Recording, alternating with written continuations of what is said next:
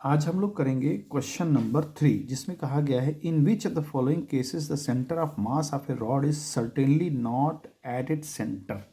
पहली चीज़ है density continuously increases from left to right, density continuously decreases from left to right, density decreases from left to right up to the centre and then increases, the density increases from left to right up to the centre and then decreases. तो देखिए, इस question को समझने के लिए थोड़ा सा हमें फिगर का सहारा लेना पड़ेगा, क्योंकि रॉड की डेंसिटी चेंज हो रही है।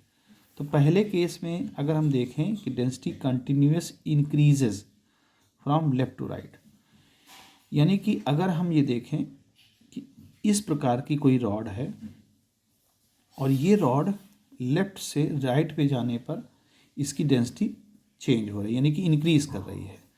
तो जाहिर सी बात है कि इसका जो सेंटर होगा, जो इसका सेंटर ऑफ मास होगा, वो सेंटर पर नहीं होगा, वो ज़्यादा मास की तरफ शिफ्ट होगा। तो पहला तो ऑप्शन आपका गलत हो गया ए का, कि ये सेंटर पर होगा ऐसे केस में। बी वाले केस में कहता है डेंसिटी जो है डिक्रीज़ कर रही, तो उसके लिए आप इसको उल्टा बना दीजिए।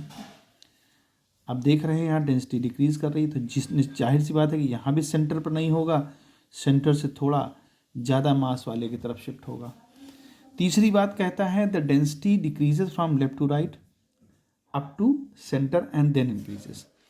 हाँ, तो ये बी वाला गलत हो गया। अब सी वाले की बात करता है डेंसिटी डिक्रीजेज फ्रॉम लेफ्ट, यानी डेंसिटी डिक्रीज कर रही है, यानी डेंसिटी डिक्रीज कर रही है ऐसे करके सेंटर तक, और सेंटर के बाद फिर इंक्रीज कर रही है, यानी कुछ ऐसा रॉड हमारा होगा। ठीक है, तो यहाँ तो निश्चित बात है कि सेंटर पर ही होगा, क्योंकि जैसा पार्ट हमारा ये है वैसा ही पार्ट ये है। तो ये तो हो सकता है कि जब लेंथ बराबर हो दोनों की पार्ट्स की, तो इसका सेंटर ऑफ मास सेंटर पर आएगा। तो सी ऑप्शन सही माना जा सकता है। फिर इसी तरह से डी ऑप्शन की बात करते हैं।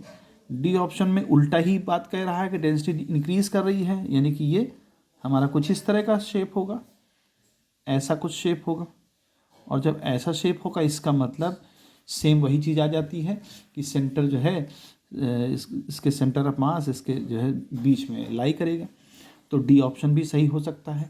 तो आपका सी और डी सही है, बाकी ए और बी जो है इसके ऑप्शन दोनों ही गलत हैं। तो इस तरह से क्वेश्चन करें।